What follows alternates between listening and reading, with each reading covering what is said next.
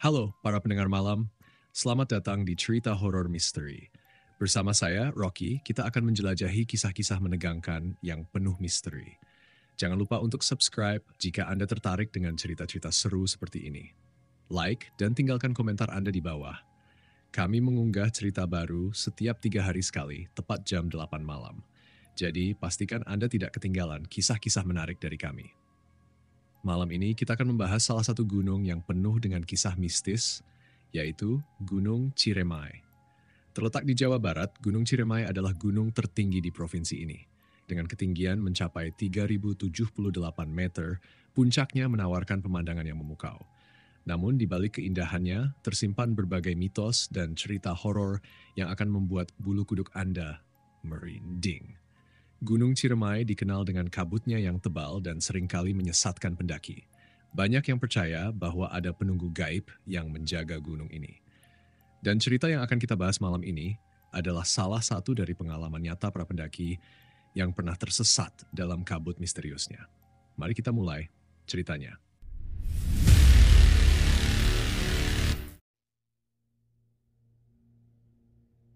Pendakian hari pertama. Via jalur Apui 1300 waktu Indonesia Barat. Mobil bak terbuka yang mereka sewa berderit pelan berhenti di sebuah halaman berbatu yang dipenuhi kerikil kecil. Di depan mereka papan kayu kusam bertuliskan Base Camp Apui 1200 mdpl berdiri miring menunjukkan lokasi awal pendakian mereka. Di kiri dan kanan, warung kayu sederhana mengeluarkan aroma mie instan dan kopi tubruk yang bercampur dengan bau tanah basah, ciri khas lereng Gunung Ciremai. Rio turun lebih dulu dari mobil. Jaket parasut hijau lumutnya memantulkan cahaya pucat dari langit mendung. Dengan sigap, ia mengangkat kamera, menekan tombol rekam, dan menyorot papan base camp serta petak-petak kubis yang terhampar di lereng. Kita buka vlognya di sini, katanya dengan nada ceria, berusaha menutupi rasa kantuk akibat perjalanan 2 jam dari Majalengka. Orang kedua, Bagas, berbahu tegap dan berpenampilan santai. Ia melemparkan carrier merah seukuran anak kecil ke tanah. Bro, kita butuh gambar, aku unboxing nesting nih, candanya. Sambil membuka resleting carrier, memperlihatkan peralatan masak yang lengkap. Sementara itu, Anik melompat turun pelan dari mobil. Jilbab sport, abu-abunya tertata rapi dan sepatu gunung putihnya tampak terlalu bersih untuk jalur Apui yang terkenal licin. Dia menarik napas panjang, menghirup aroma asap kayu dari dapur warung yang bercampur dengan harum damar memberikan sensasi menenangkan di paru-parunya. Yang terakhir turun, namanya Dani. Dani turun tanpa suara, ransel gendong, yang 2 kali tinggi tubuhnya tampak seolah hanya balon karet di punggungnya. Sebagai porter lokal yang sudah 14 kali naik turun Ciremai. Kulit sawo matang dan tatapan tenangnya menandakan pengalamannya. Mereka berjalan menuju bangunan papan berlantai semen yang tercium bau karbol. Di dalam, Pak Rudi, petugas base camp, duduk di balik meja dengan catatan tebal dan 1 timbangan gantung. Setiap carrier harus ditimbang untuk memastikan logistik cukup. Pak Rudi menegur Bagas dengan ramah. Kamu cuma bawa 2 botol, 1 liter, tanyanya pada Bagas. Jalur ini jarang mata air, minimal 4 liter, katanya. Bagas mengangkat filter lipat dengan percaya diri. Tenang Pak, ada purifier. Sementara itu, di sudut ruangan seorang kuncen tua bercelana sarung sedang menumbuk cabai rawit di cobek batu. Keriput di dahi dan kopiah hitam miring menambah kesan bijaksana. Tanpa menoleh, ia berkata, kalau kabut tiba-tiba tebal, berhenti sejenak, jangan saling memanggil nama satu sama lain, ucapnya. Suaranya datar, namun membuat bulu kuduk Anik meremang. Rio merespons sopan. Siap, Kek. Kuncen itu menyodorkan 3 cabai rawit kering. Bawa ini. Simpan untuk jaga-jaga, ucapnya pelan. Keluar dari kantor, mereka menata ulang isi carrier di beranda bambu. Rio membungkus 3 baterai cadangan ke plastik zip agar tak terpapar embun. Sementara Anik menghitung ulang obat-obatan, plester, betadine, paracetamol, salbutamol, semuanya sudah lengkap. Bagas menimbang tabung gas, memastikan cukup untuk membuat kopi esok pagi. Di lain sisi, Dani merapatkan lastik rain cover, matanya menatap langit sebentar, gerakan kecil itu hanya ia dan gunung yang paham. Adzan Asyar berkumandang pelan dan terasa jauh dari sebuah musyalah kecil. Mereka mengambil wudhu dengan air keran yang sedingin es kulkas. Lalu mereka salat berjamaah. Setelah itu, mereka menikmati nasi kuning bungkus sebagai makan siang kilat. Dani membuka peta kertasnya, sudutnya sudah lusuh oleh air hujan. Target kita pos 3, tanjakan Seruni. Kita usahakan sebelum gelap. Kalau menurut ramalan BMKG, kemungkinan hujan 70% setelah maghrib. Jalur base camp ke pos 1, biasanya pop 5 menit. Pos 1 ke pos 2, jalurnya mulai nanjak, kita harus lebih hati-hati. Pos 2 ke pos 3 paling berat, siapkan energi kita untuk jalur ini.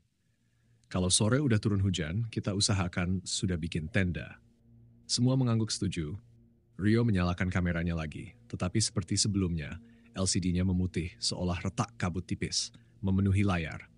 Aneh, padahal tadi normal, gumamnya. Dani mengambil sebiji cabai rawit pemberian Kuncen menyelipkannya di tali ransel Rio. Buat jaga-jaga, katanya ringan, meski matanya terlihat serius. Pukul 15.00, formasi pendakian akhirnya terbentuk. Dani berjalan di depan karena dia paling mengenal kontur Gunung Ciremai. Rio berada di urutan kedua, sesekali ia mundur satu langkah untuk merekam. Anik ada di posisi ketiga, dan Bagas berjalan paling belakang, menutup barisan sambil sesekali bersiul. Mereka meniti titian bambu di atas parit yang sempit.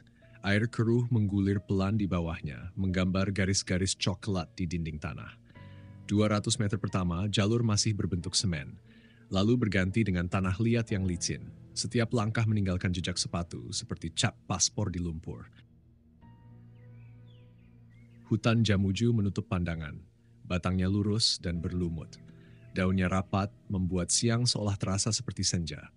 Suara burung cucak kutilang terdengar putus-putus di kejauhan, sesekali tenggelam dalam dengung mesin gergaji yang entah terdengar dari mana. Rio berhenti. Ia ingin menangkap panorama hutan di hadapannya. Ia membuka tutup lensa kameranya, kemudian menekan tombol rekam. Namun lagi-lagi layar kameranya hanya menampilkan warna putih. Sejenak, ia merasa seolah ada yang aneh. Rio menggaruk-garuk kepalanya, terlihat kebingungan. "Kamera gue kenapa ya?" katanya pada Anik. Anik mengangkat bahu sambil bilang, "Yah, mana gue tahu yo," tambah Anik. Tiba-tiba mata Anik mengarah ke belakang Bagas. Gas, kamu nyentuh bahu gue ya?" Bagas menoleh. "Enggak, Nik," ucapnya. Namun Anik merasakan jelas seolah seseorang tadi menepuk bahunya. Ia mencoba tertawa dan berkata, "Mungkin perasaan gue aja kali ya," ujarnya meski hati kecilnya merasakan keganjilan. Ketinggian sudah mencapai 1.450 meter. Udara lebih tipis tetapi bau getah damar kian tebal. Saat tanah mulai miring 25 derajat, trekking pole menancap lebih dalam, sepatu mulai licin. Di jalur inilah banyak pendaki menyebutnya jalur bernapas. 15 menit kemudian, papan kayu bertuliskan Pos 1 Cibunar muncul di balik pohon. Tanah lapang terhampar sekitar ukuran sebuah halaman rumah. Di sana ada sebuah bangku kayu yang sudah patah dan tong sampah biru yang sudah berlubang. Mereka hanya berhenti sebentar di sana, sekadar beristirahat untuk meneguk air. Awan hitam bergerak cepat di atas kanopi jamuju, membuat mereka tak bisa berlama-lama di sana. Dani menepuk telapak tangannya 2 kali. "Oke, kita lanjut sebelum hujan. Ingat, target pos 3 sebelum gelap," ucapnya dengan nada menyemangati. Kelompok kecil itu kembali berjalan. Kini mereka memasuki terowongan hijau yang terbentuk dari rimbunnya pepohonan. Dan untuk pertama kalinya Anik merasakan bisikan angin yang terdengar seperti seseorang memanggil namanya. Pelan, memanjang lalu hilang begitu saja, membuat bulu punduk Anik berdiri untuk sesaat.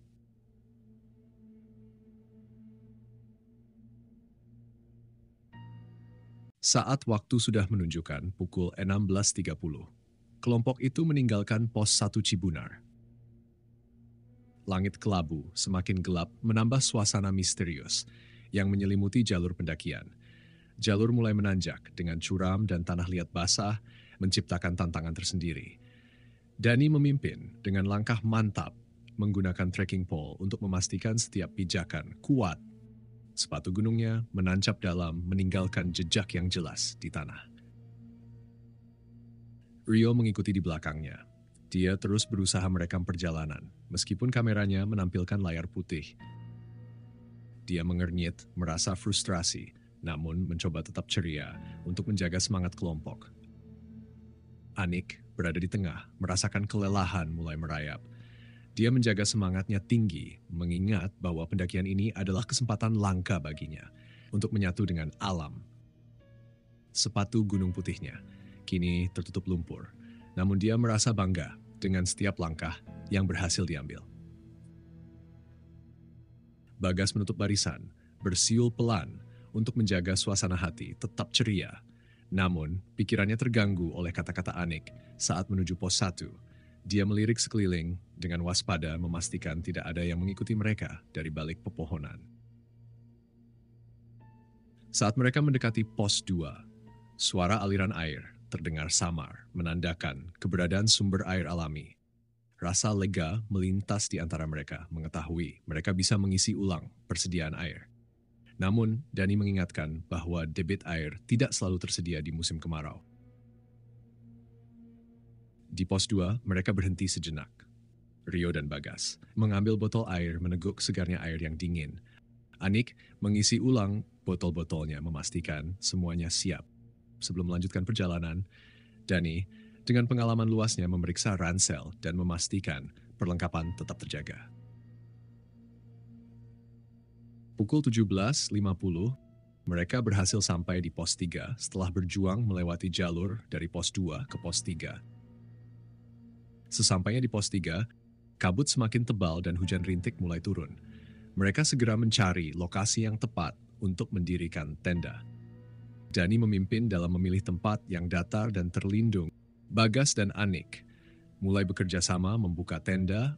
Mereka menarik setiap sudut dengan teliti agar kokoh berdiri. Rio membantu menyiapkan flysheet, memastikan semuanya tertutup rapat agar mereka terlindung dari hujan. Suasana semakin dingin, napas mereka terlihat dalam udara yang mulai menusuk. Setelah tenda berdiri, Bagas menyalakan kompor untuk memasak. Suara mendesis dari kompor gas terdengar menenangkan di tengah heningnya kabut. Dia mengeluarkan nesting memasak mie instan yang aromanya segera menyebar bercampur dengan dinginnya kabut. Anik, sambil menunggu makanan matang, membuka ransel dan mengeluarkan termos berisi teh hangat.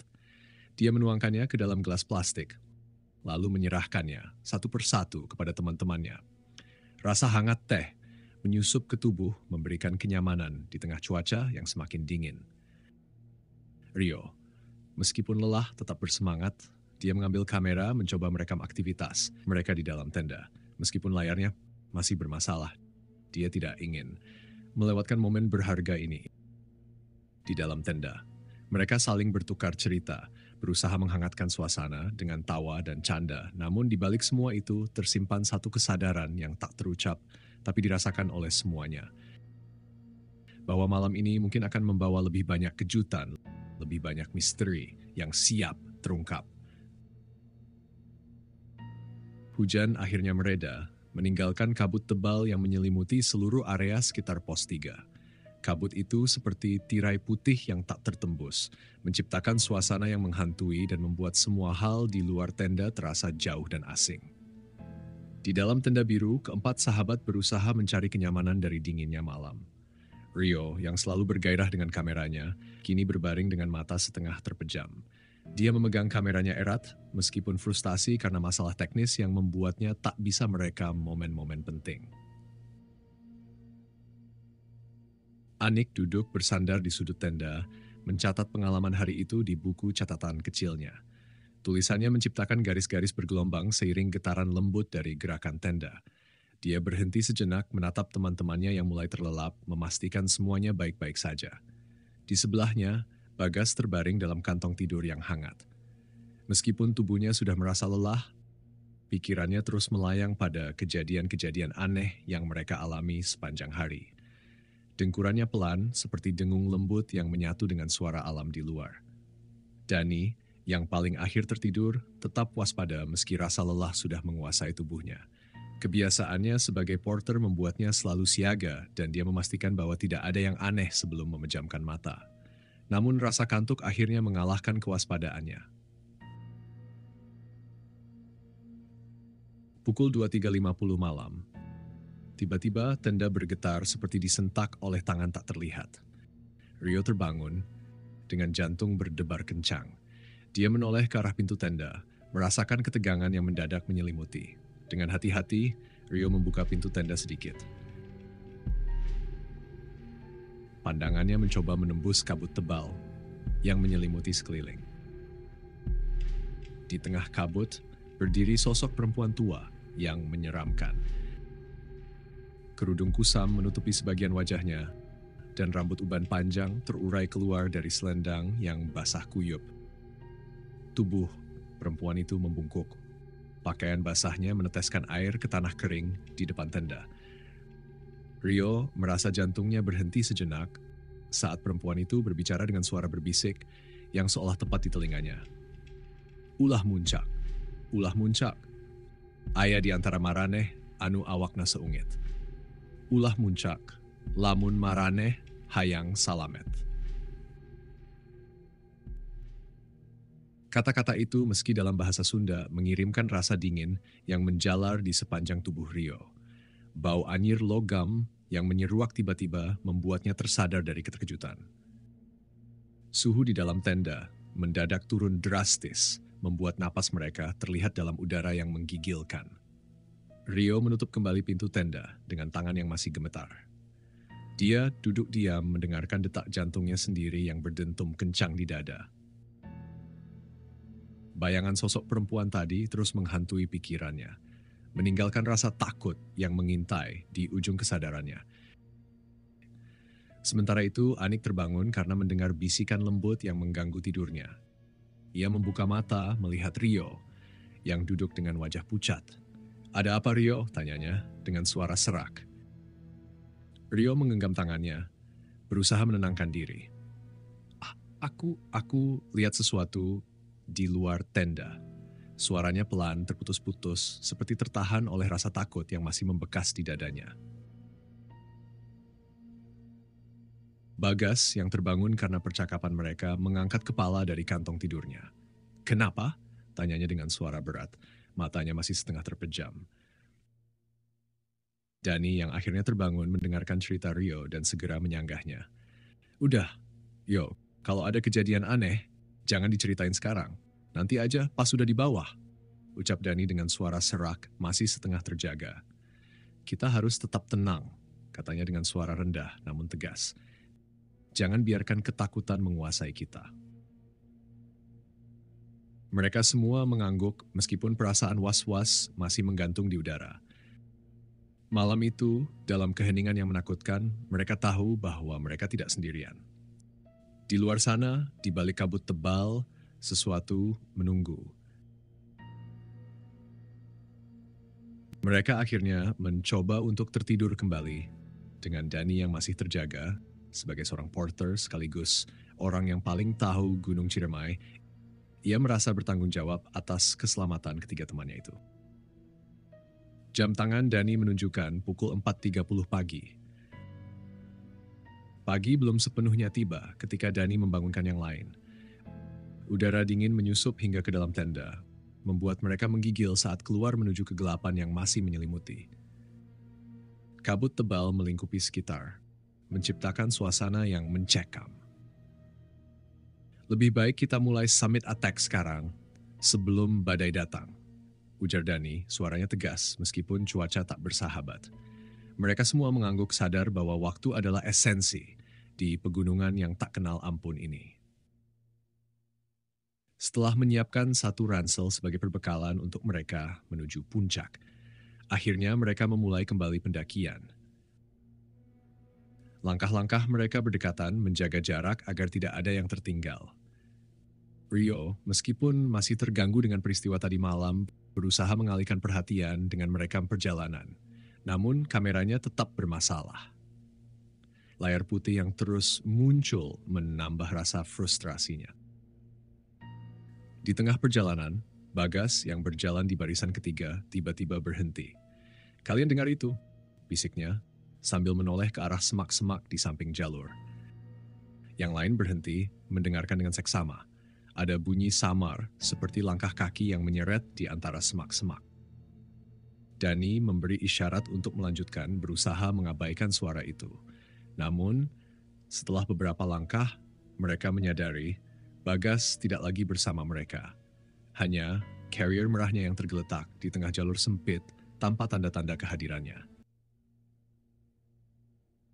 Rio memanggil Bagas, suaranya memecah keheningan pagi. Namun, Dani buru-buru menutup mulutnya. "Jangan sebut nama," bisiknya tajam mengingatkan mereka akan pesan Kuncen. Di tanah dekat carrier, Bagas tergeletak, tampak bekas jejak kaki telanjang mengarah ke semak-semak. Kontur tanah yang miring dan penuh belerang menambah kesan aneh pada jejak itu. Mereka saling memandang, kebingungan dan ketakutan menyelimuti. "Kemana dia pergi?" tanya Anik dengan suara gemetar, nyaris berbisik. "Kita harus menemukannya," jawab Dani pelan, berusaha tetap tenang meski jelas kecemasan tampak di matanya. Mereka mengikuti jejak kaki itu memasuki lorong pepohonan kerdil. Langkah demi langkah terasa makin berat, seolah ada sesuatu yang menahan mereka dari dalam kegelapan. Kabut semakin tebal, menelan suara dan pandangan. Anik merasa jalur ini memanjang secara tak masuk akal. Altimeter di pergelangan tangannya masih menunjukkan ketinggian yang sama selama 15 menit terakhir. Tiba-tiba, kabut di depan mereka membuka. Menyingkap sebuah tanah lapang, seukuran lapangan voli. Di tengahnya, sebuah batu megalit tegak berdiri. Di atas batu itu terpancang helai kain kafan lusuh. Kain itu berkibar pelan meski udara di sekitar hening dan mati. Di sana, Bagas berdiri. Membelakangi mereka menatap lurus ke arah batu. Pakaiannya basah kuyup. Punggungnya penuh lumpur. Mereka terdiam, menyaksikan Bagas yang komat kamit. Suaranya terdengar berat, seperti suara yang bukan miliknya sendiri. "Sim kuring, yang gaken awak," gumam Bagas. Seketika, Anik memberanikan diri untuk mendekat dan menyentuh bahu Bagas. Namun, telapak tangannya terasa dingin seperti es saat menyentuh kulitnya. Bagas berbalik perlahan. Matanya memutih penuh, tanpa pupil. Dari mulutnya menetes air berlendir. Rio, dengan gemetar, meraih kamera, meski tahu ini bukan saatnya. Namun entah kenapa, instingnya untuk mendokumentasikan momen ini begitu kuat. Meskipun layar kamera tetap putih, dia berusaha merekam, seolah berharap bisa menangkap sesuatu yang tak terlihat dengan mata telanjang. Dani yang menyadari situasi semakin berbahaya, mengingat nasihat Kuncen Desa Palutungan, jika pendaki diganggu di Ciremai, kumandangkan adzan. Dengan napas berat, ia menggenggam kerah Bagas, lalu berseru lantang, "Allahu Akbar, Allahu Akbar." Teriakannya menggema, menembus kabut yang mengelilingi mereka. Seketika kain kafan di batu terhempas. Kabut berputar laksana disedot pusaran. Bau anyir yang menyengat sirna. Terganti dengan aroma pandan tipis yang menenangkan. Bagas limbung terkulai di pelukan Rio, lalu muntah air hitam pekat. Perlahan matanya kembali berwarna coklat. Napasnya terengah-engah seperti baru saja terlepas dari cengkeraman mimpi buruk. Mereka semua terduduk kelelahan, menyadari betapa berbahayanya perjalanan ini. Rasa syukur menyelimuti mereka karena berhasil membawa Bagas kembali dari sesuatu yang tidak mereka mengerti. Di tengah rasa lega dan kebingungan, mereka menyadari bahwa Gunung Ciremai bukan sekadar gunung untuk didaki. Di sini ada kekuatan tak kasat mata yang harus dihormati. Dan pengalaman ini akan selamanya menjadi pengingat akan batas antara dunia nyata dan yang tidak terlihat. Singkat cerita, mereka membatalkan muncak dan kembali ke tenda mereka. Setelah kejadian mencekam yang terjadi pada Bagas, keempat sahabat itu sepakat untuk tidak melanjutkan menuju puncak. Mereka memutuskan untuk segera turun, berharap bisa secepatnya menjauh dari aura misterius yang menyelimuti mereka. Waktu sudah menunjukkan pukul 9 pagi. Sinar matahari sudah menyinari tempat mereka mendirikan tenda. Mereka berkemas dengan hati-hati, memastikan semua perlengkapan aman di dalam carrier masing-masing. Dani memimpin perjalanan turun, memastikan langkah mereka tetap teratur meskipun dalam keadaan lelah fisik dan mental. Namun perjalanan turun tak semudah yang mereka kira. Hujan yang semalam turun membuat jalur semakin licin. Setiap langkah harus diperhitungkan dengan cermat agar tak tergelincir. Rio yang berjalan di belakang Dani beberapa kali harus berpegangan pada akar pohon untuk menjaga keseimbangan. Anik yang biasanya ceria tampak lebih waspada. Dia menggunakan trekking pole-nya untuk menstabilkan setiap pijakan di tanah basah. Hati-hati di sini katanya mengingatkan yang lain saat jalur mulai menurun tajam. Bagas yang masih teringat kejadian semalam merasa lebih berhati-hati. Sesekali dia berhenti, memastikan carrier-nya tetap stabil. Napasnya tersengal, tapi dia tetap berusaha mengikuti ritme teman-temannya. Saat mereka mencapai pos 2, hujan rintik kembali turun, membuat mereka harus mengenakan jas hujan. Angin dingin bertiup, menusuk hingga ke tulang. Mereka berhenti sejenak untuk mengisi ulang air dan beristirahat. Anik mengambil kesempatan untuk mengencangkan tali sepatu yang mulai longgar. Kita sudah melewati bagian terburuk, tinggal sedikit lagi, ujar Dani memberikan semangat. Meski begitu, ketegangan belum sepenuhnya hilang dari wajah mereka. Lanjut dari pos 2, jalur semakin menantang dengan akar-akar licin dan bebatuan yang tersembunyi di bawah lumpur. Anik yang kehilangan keseimbangan hampir terjatuh saat kakinya terpeleset. Beruntung, Dani dengan sigap menangkap lengannya.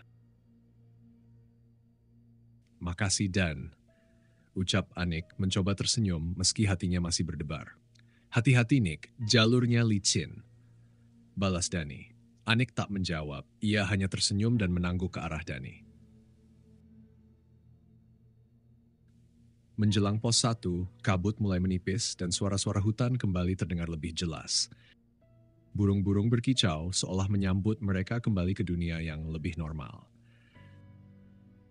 Semangat mereka sedikit terangkat meski rasa lelah masih terasa. Sesampainya di base camp, mereka disambut oleh Pak Rudi yang terlihat lega melihat mereka kembali dengan selamat. Setelah check out, Pak Rudi bercerita bahwa cuaca semalam sebenarnya cerah. Tidak ada laporan kabut ekstrim dan rombongan lain yang naik lewat jalur Linggasana bahkan menyaksikan bintang malam itu. Dani bertanya pada penjaga warung kopi tua di gerbang, "Pak, Bapak tahu tidak tentang sebuah batu yang seolah berdiri dan ditutupi kain putih?" Lelaki tua itu menghela napas dalam menunduk. "Oh, itu namanya batu panguripan. Kata orang dulu, batu itu tempat menaruh sesajen untuk Ki Buyut, penjaga puncak payung. Tapi nggak semua orang bisa tahu letak batu itu. Memangnya kenapa, Dan?" Dani tak menjawab, ia hanya tersenyum ke arah lelaki tua itu sambil menutup obrolan mereka dengan sebuah perkataan. "Enggak, Pak, cuma nanya aja," ucapnya, seolah menutupi sesuatu. Pria itu menatap heran ke arah Dani, tak mengucapkan kata apapun. Setelah berpamitan, mereka meninggalkan base camp dengan perasaan campur aduk. kelegaan karena selamat, rasa syukur atas kebersamaan, dan rasa kagum terhadap misteri Cirema yang baru saja mereka alami. Beberapa minggu setelahnya, Bagas masih sering bermimpi terperangkap dalam lorong kabut. Mendengar bisikan-bisikan aneh. Mimpi-mimpi itu selalu berakhir sama dengan dia terbangun dan menemukan telapak kakinya berlumpur. Dalam tes kesehatan, dokter tak menemukan kelainan, kecuali detak jantung yang sesekali melonjak tiba-tiba seolah ia sedang menanjak terjal. Keanggunan Gunung Ciremai menyimpan sebuah misteri. Pendaki boleh saja memburu matahari terbit di puncaknya. Tetapi hormatilah setiap bisik angin, setiap sulur kabut yang menemani setiap perjalanan kalian. Jika jalur mendadak memanjang, kompas berputar tak tentu arah, dan insting kalian merasakan firasat buruk, ingatlah untuk berhenti. Berdoa, dan jangan kalian memanggil nama asli teman kalian saat mereka hilang di sana. Karena konon katanya penunggu di sana menanti nama calon temannya disebut. Selamat malam, dan jangan lupa subscribe.